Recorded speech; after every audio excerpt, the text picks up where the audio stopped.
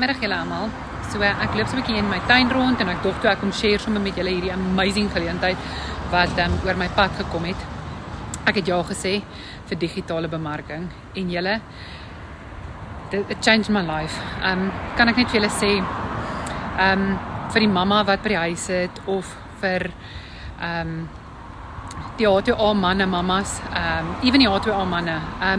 Julle, as julle ken my, ek het reeds ook beroepe waarmee ek besig is en die groot ding was gewees soos, waar kry mens tyd vir hierdie? En absolutely vind ek die tyd vir dit. En dit is nie asof hierdie ding jou consume nie.